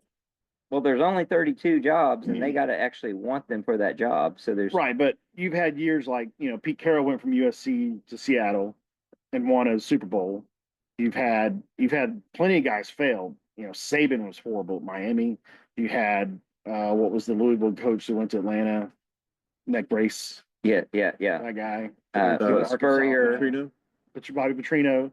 You had Spurrier go to the Redskins, I Mhm. think at the time. You had a lot of guys like that though that jumped to the NFL because they had crap going down at the college. That Yeah, they but were you at. also had guys. I mean, you had guys like Bob that could have taken 15 NFL jobs probably in his time frame that he was at OU. Yeah. That didn't want anything to do with that type of not administration, but just that structure. When now college is that. And you're structure. saying Bob would have So- been much more open to that idea had I he been think so into it. because I would agree with seeing that. how things have turned in college to Bob more would. like the NFL, Bob would. you're going to have more college coaches say, "Well, I'm already having to deal with players, not wanting to be here and transferring left and right. You got the pay stuff all the time. The NFL, might be a better job just because you're not having to recruit your GMs, bringing your guys in, and you're just coaching. Whereas they're going to get sick and tired of having to deal with the So egos you're of saying, the kids. yeah. If you're going to deal with these big egos, you might as well go to the NFL and deal with egos. So you're saying that you think more elite college coaches Yes. will make tier, them top tier yeah. college coaches. Okay. Right, there's the still ones only who 32 would be jobs. candidates. Right. But It's not just like this. Gundy's not going to the I NFL. could see 3 college coaches a year making NFL, making the trek to the NFL. But even that's a big statement. Like because 3 more than what are currently. Well, now doing it. what currently do we have? But I mean, look at Guys like that coached previously at college. Yeah, they I went to don't the NFL. But- There were head colleges in college that are NFL head coaches. I don't know what the I don't know if there's any NFL. right now. I don't know how what the NFL's Mhm. desire or demand is for that right now, because you look at how the NFL goes and hires head coaches, at least lately, it's a lot of It's a lot of upward movement from coordinator roles on other Right. teams into head coach. It comes down to my argument against Lincoln Riley as a head coach in the NFL, which I don't know if it's as true as I used to believe it was, but I believe that what set him apart as a great coach at the college level, and I will take back, I don't think he was a great head coach, but at the time I thought he was a great coach, was that he was really good at recruiting, and recruiting is not a skill set that matters in the NFL. but that's going away now Right. because of the NIL, Right. where you've got guys like Nagy that are Right. deciding who's on what team, and that's the same as the But NFL it doesn't GMs make deciding. him good at that. It doesn't necessarily make it good, but it can make you say the reason I wanted to be in college is because I love recruiting. Right. Venables loves recruiting. I think Lincoln Riley loves recruiting. So those guys before wouldn't have been He's not wanting to very go to good the at it. NFL necessarily, but now the recruiting is taken out of their hands a lot with Yeah. a Jim Nagy, Yeah. saying we can go get this guy because of this money, blah blah blah. Yeah, I get it. So yeah. why not just go to the NFL for the same structure and you can make more money? And it's contractually based in the NFL, right? With players. Right. You're not worried about who's in and out your door. Yeah, you're not having to recruit. Re-recruit. Yeah, you're not having to re-recruit. So I don't disagree. I think that it's contingent on a few things. One is them being able to coach in the NFL, and what it may do is change the composition of who is a great coach at the college level, such that cohort, that group of people is now more NFL-like than it used to be ever before. And So, Barry Switzer. I mean, somebody hired Cliff Kingsbury to be a head coach in the NFL after being But Kingsbury- not a good college. Kingsbury was smart. Look, you finish your thought, and then I'll. Well, I was I'll going to say, tack on. Barry Switzer was never cut out to be an NFL coach. He did succeed, but he succeeded to use often used Barry Switzer quote, he was born on third base. Yep. He didn't hit a triple, and he would admit he didn't hit a triple. Right. But he took the made, team over. but he did take the team But to a Barry championship Switzer's a level. recruiter at heart. Right, that's what I'm saying. Yes, exactly. And so that's gone now with the NIL. era. it's And less. and the general manager's coming in. It's less. It's not Yeah. 100% gone, but it's half. Yeah. It's half as important as it was. Right. But and also look at all the guys that we've said have like missed their windows to make that jump. Matt Campbell. Yeah. But name is thrown out there constantly after the 2020 season when he kind of finally brings Iowa State to that point. And it's like Matt Campbell's a shoe in for an NFL job. Matt Campbell stays. Matt Campbell starts sucking again. No one's talking about Matt Campbell anymore. Do you But think that's more my point that guys will jump. first? But that's exactly right. Like When I they think got the people might take the opportunity Yeah. more if it's out there. I mean, if to your Lincoln point, would it have doesn't had make him a good coach. at Lincoln at USC, Lincoln's another one. if Lincoln's second year at USC went like his first year, where Caleb won the Heisman, they were 10-2 or whatever they were. If they would have went 10-2 that next year, I have no doubt in my mind Lincoln would have gotten a head coaching Yeah, job. you would have won the bet you lost. Well, Yeah, after- exactly. After the tax documents got released with his salary and incentives over Yeah. last week, I Yeah, don't he's know. making. Oh, I didn't see it. What was it? Oh, yeah, I sent that. Well, You did? Yeah. I didn't I see think, it. didn't I? housing benefits of like 11 or 3 million, and $3.2 then million. 11 million from overall. Yeah, His uh, overall comp is 11 million. Yeah, 11 plus 11.3 3.2 plus rental 3.2. agreement. That is For housing, yeah. I'm going to say that is that's a net loss. That's some cost right I there. love it. I but like love so it. so another guy to throw out in this situation, I don't know what NFL coaches are making. but is Sark a guy who would do that? I could see Sark saying, I could see Sark doing if that. Texas doesn't do what everyone thinks he'll do or expects him to do, I could see Sark saying, "I'm bouncing." Well, I like think the pressure is worse as an NFL head coach than a college at a major college program.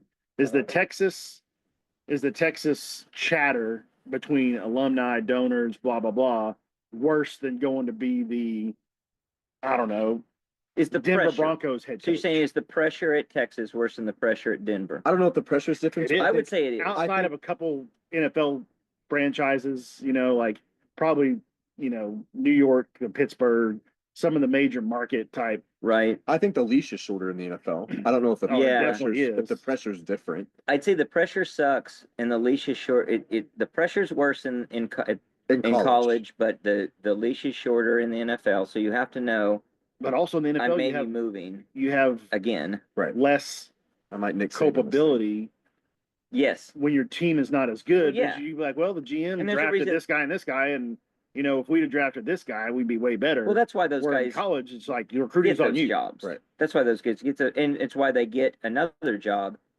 after they failed somewhere. Like if you fail at Texas, you're not going to go to the NFL most likely. Well, you But feel at if you- Texas Tech, you can. But yeah, very much the exception. That's definitely If an you exception. fail, although was he a That failure? dude has Was he a failed. failure? At Texas Tech, yeah. Was he? I don't Yeah. know. I think his best team was like 8-4. That's pretty good at Texas Tech. He got fired, I know. and then he went Yes. to USC to be a coordinator and left that immediately. He didn't even coordinate a game. Yeah, he went straight to Arizona. it's peculiar, but that's failed. not He's- failure. And I know that's not a one failure. kind of thing. Yeah, and that's not failure the same way. 8-4 is a pretty in the history of Texas Tech football. 8-4 is pretty good. And it was clear they weren't Well, he hiring didn't get him. fired at 8-4. They I think weren't- they had a worse season than that when he got fired. They weren't hiring him for wins and losses either. They were hiring him And for it's like the Lane assists, Kiffin or effect. hiring him for You know, the assistants. guy that just bounced around and really never was successful until he's seen some success at Mississippi. Yeah, So I mean, he had an NFL head coaching job. think I agree. I Didn't think that the Wasn't he with whole the Raiders. Raiders. yeah, he was Yeah. the Raiders and failed. Yeah. Chip I Kelly. think that you Chip Kelly. so for some reason Philadelphia. Lane Kiffin and Texas Tech USC, the guy you were just talking about. You were just talking about Cliff Kingsbury. Cliff Kingsbury. We watched him come on the field and beat us. For some reason, We were those about 2 guys touchdowns. interview really well. I don't know what it is, They got charisma. but Rare. they're very rare. Usually, it's a make or break, and those guys bounce around the NFL, and it's hard to know. It's like think how many guys in the NFL have had mediocre careers there, mediocre, very brief careers Keep getting that jobs. you would never want them as your head coach at OU. That's not exciting. I do think that there is a type of college coach and a type of NFL coach, and sometimes it works, sometimes it I doesn't. agree with that in the past. I think even going forward. currently with recruiting not mattering as much, Yeah, they'll blend closer together. It's going to get closer. I agree. They'll blend closer together. But at the same time, I see Sark as much closer in the spectrum to an NFL coach, and Brent Venables much closer in the spectrum to a college coach. He's Yeah. more traditional. You could probably nail down like 3 or 4 guys in the top college programs right now that you'd be like, all right, this guy. Yeah, you could see Sark in the NFL. Sark, You could see Freeman, Day. Day. Yep. I mean, outside of that, though, I can still see Lincoln being an NFL head coach. I don't- Would you put it past the Browns to bring in Lincoln Riley? Oh, I'm not putting it past anybody. I especially guess the I'm Browns. thinking, can he succeed? I don't know. Some of someone that's who would do personality it. too. But Someone somebody who would do would it. Oh do yeah. he I would mean, the definitely NFL do the it. last couple of years has been big on bringing in offensive coordinators from like Lions to Bears. That guy, what's his name, Ben Don't know, but I know Ben you're talking Johnson, about. whatever his name is. He's going from offensive coordinator of the Detroit Lions. Now he's head coach of the Bears. It seems like they're doing less of the retread Right. head coaches Right. and trying to get the up and coming coordinator. Yeah. But then after that fails in 3 years, that guy gets kicked back down to a coordinator at another NFL school. Mm-hmm. And then, let's bring up another guy. But I But mean, they keep getting jobs too. like I said, Saban, Spurrier, Pete Carroll. I mean, Meyer. Urban Meyer. Yeah. I mean, that couldn't have been any more disastrous when he went to Jacksonville. Mm-hmm. For a lot of different they, reasons. they hated him there, not Lot of just different fans, but reasons. the club That's an hated him. interesting one too, because Urban Meyer, He's the guy that I would think he would work. seems like an NFL coach. Yeah. I mean, Well, he was. They were paying players in Florida. that's true. And Pete Carroll seems like an NFL coach, and he was His paying and was. cheating and all kinds of stuff. Well, he was a successful NFL guy. Is he the last Yeah, successful? but in the college level, he was, Yeah. it's funny. Saban be good anywhere. Well, he wasn't the Dolphins. That's surprising though, right? And he Well, not as much because he is I a don't know. hard ass coach, and the NFL doesn't like hard ass. that's NFL true. players That's true. aren't looking for that type of guy. I guess so. He gets that reputation, but maybe that's because it didn't work because he couldn't point and say I'm Nick effing Saban, and then he could say I'm Nick effing Saban, and that would work anywhere. I don't know. It is. I don't know. It's just peculiar to these guys that when they do and don't click, there's a lot more going on than just who they are. It's situation. It's like everything. It's like It seems like times are changing with I think so. with college turning more NFL style with the GMs. With Yeah. salary cap coming up type Yeah. of thing. Like it's becoming NFL, which is making it less fun for me to watch Why is that? because This is the players' reason. I like seeing a kid come in out of high school and being on the team for 3 or 4 years. So I don't want to see. I mean, I know our best Everyone our likes best successes have been Knowing 7 times out of 10, you'll have Baker the same guys. transfer, Kyler transfer, Hurts transfer. right. That's the golden era of the last decade for us. We're all transfer quarterbacks. Right. But I'd like to see a Sam Bradford, a Jason White, stuff like that And that's possible. is better as a And fan happens. to watch. It doesn't happen very often. You got Joe Burrow goes from Ohio State to LSU. But that's just the world we're in right now, right? So part of it's It goes back to my old fuddy dud. If you transfer to another school, you should sit out a season. but Unless you're a grad transfer. right, setting aside the unfairness to players in that. So The experience of college way- football to me right. is more fun. Getting that can be cured. 20 kids real sign on easily. signing day, and by the time 4 years passes, Okay. So 15 of those kids are still here playing football. That's right, okay. fun. So that can be I don't cured. want to see There's 2 points 15 there, though. guys coming in. That can be cured by contracts, Should be. and there will be a lot more uniformity there, and a lot less volatility, which is I think the volatility tears your stomach up. Yeah. But understand that might mean you have to suffer through Bad players. bad players for a long Bad time. teams. Bad teams. And teams that can't, if anyone's in a good position to re-gear, it would be the Oklahomas of the world, not the Oklahoma States of the world. And you'll suffer So, through do players. you want to be a fan of an Oklahoma State or an Oklahoma? You'll suffer through players who your program is paying outrageous amounts of money for that don't play. No, because then if there's not a contract situation, No, if there is what I if mean. there is, yeah. If yeah. there is. But that happens in the NFL too. No, I'm not saying it doesn't, but the NFL teams can afford it a lot more than a college team can. Well, first of all, you just shouldn't pay them that much. They're unproven. Well, yes, and all that. You got to pay appropriately, won't but be like It won't- this year. It won't stop the market. This year, though. Nick Anderson would be our starting wide receiver. He wouldn't be at LSU because he would have been like, well, I really only have a year left. I'm not going to go LSU and sit out a year to get to play not this coming season, but the next year after. you assume Nick Anderson is a desirable player to have on your team over who we have coming in. That may not be true. I think a healthy Nick Anderson is a top 5 receiver in the country. A healthy I Nick wonder what he was Anderson. ranked on that list. On the transfer list, I don't know. That'd be interesting. A healthy Nick Anderson. Right. I mean, there's addition by subtraction here too, and I think OU is a type of program, and you're a fan of OU, where you actually stand to gain more in a world where there is that volatility, because that volatility is beneficial to you. You can go get the players you want, get rid of the players you don't want. It may not be ideal looking right now because OU is not at the position a program like Ohio State is, but Ohio State is, they're in tall cotton with the situation as it is. They lost Joe Burrow. They don't like the disruption and They all lost that. Quinn Ewers. No one does. They lost Quinn Ewers. They won a national championship, and they're regearing and And they're just making, and reloading they every made it time. work. They made it work with guys that they brought. Like, you go win a national championship with Sam Howard, or Will Howard. Sorry, he looks like Might a as well Sam. be a Sam. Will, yeah. Either. Okay, or. we'll look at basketball. Real quick, this- what do you guys think? I'm just saying, be careful what you wish for. What do you season- think? What do you think Nick Anderson was ranked? I've got it right here. On the 47. transfer thing? Yeah. 47. I mean, the injuries were the only thing holding him back. I'm going to say he's 25, 10. What do you think Jackson 10? Arnold was? probably like 6 or something stupid. No. 15. 31. Give me another one I can get wrong tremendously. I only. Bauer Sharp. Did he make the top 100? If he made the top one. He didn't. Remember, Mike said that he was not in there at all. Oh, he wasn't? Or he said he wasn't number 1. Yeah, because they'll jump too. All I know is I like to know the players on my team year after year, as opposed to every single year I'm looking at a depth chart, and I've never seen But 15 no, of those 22 names. It's but stupid. you don't know every year in and Well, out. There's a lot more. We're gonna watch volatility. OU basketball next year, and by every metric, Porter Moser did an amazing job bringing in transfers. Right. We're gonna have 5 brand new starters that were on other college campuses last year. Which is the only way we Which can is be not fun to any watch as a good fan. at basketball. You'd rather us lose at basketball with guys that I know. with Sure. guys you know? That's awful and wrong. I dispute that. You do not want that. You would not root for that. And you would not stay. I can as look a at that fan. list and not recognize a single name. And that was always the case, just to a lesser guys. degree. There's 12 guys, and I might know one of them that was here last I don't year. remember what season it was. It was one season that who was the idiot? Rawls, who fell out of the back of the truck. Yeah. There was like one player on that roster who had, from whatever incoming class that was, who was still on the roster at the end of that 4 years.